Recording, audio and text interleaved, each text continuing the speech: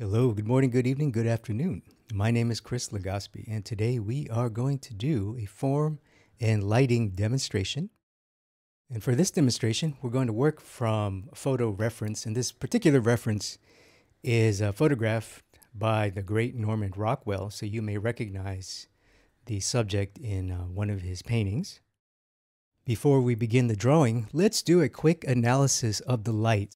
First, I want to know what kind of light it is and the direction. So right now, the primary light is from above, and I know that by the location of the highlight. So you can see the highlight on his forehead, the highlight on his shoulder. So it's a little bit above and in front of him.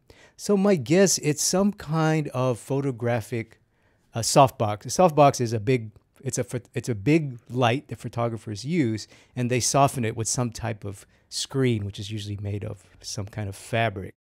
And you can also feel a little bit of the darkening of the forms as it gets to the contour. So you notice the contour is a little bit darker on the left and on the right. So that means that the light is a little bit in the front. So it's really creating a bit of an egg or almost a cylinder. So those are the base forms that I'm already picturing. Okay, I'm going to begin by just adding a wash of tone. This just kind of kills the white of the paper that I'm starting with. Now I'm going to add the darks.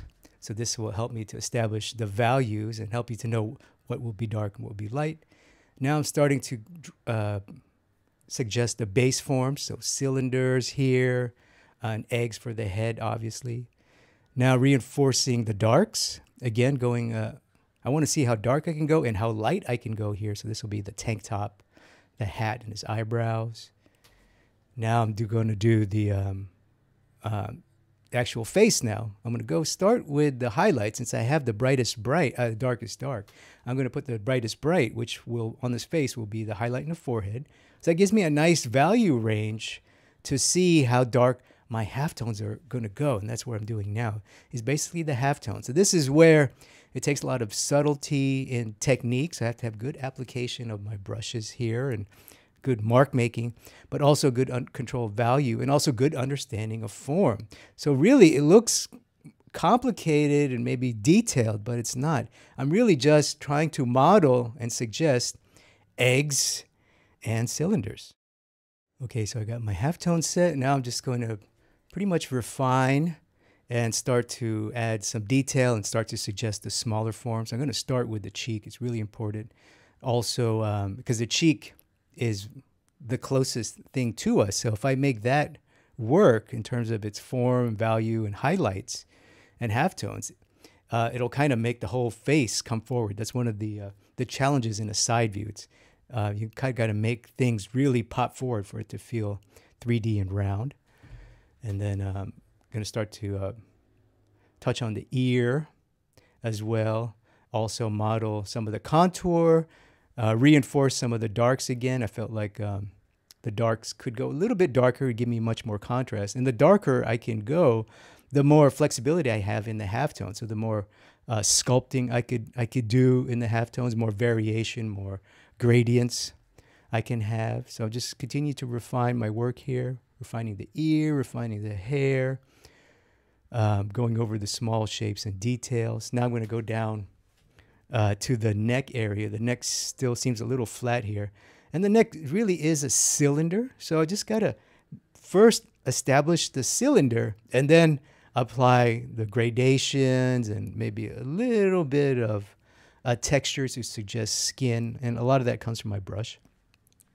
So the next reading. Now I'm adjusting the values. So I feel like the side plane of the cheek as it turns away from the highlight right at his cheekbone wasn't dark enough. So I wanted to make that a little bit darker, to add a little bit more drama and contrast to the cheek to make it pop more. That's an important form to have. Continuing to work on the torso and cheek again, continuing to darken my work here. Now I'm really getting to the last bit of details, and the one that I'm worried about the most, besides the eyes, is really getting that cheekbone to really come forward. Now applying some tones to the neck, just basically refining my work and really adding gradients. Again, reinforcing the darks, going really dark as I can now. So now the halftones feel really nice and crisp because of that dark contrast. And finally here, just the last bit of polish, and I'm just going to create a little vignette and separate my drawing. And that's the end of this video. I want to thank you for watching. If you like this video and you like my work and you want to learn more about form rendering, lighting, I have an in-depth course on form rendering, head drawing, figure drawing. They're all available on my website. So all you have to do is go to www.drawwithchris.com, and there you can learn more about my various drawing programs and courses. You can also get access to free lessons as well. So until next time, practice what you just learned here. Go get your mileage, and I will see you in the next video. Take care.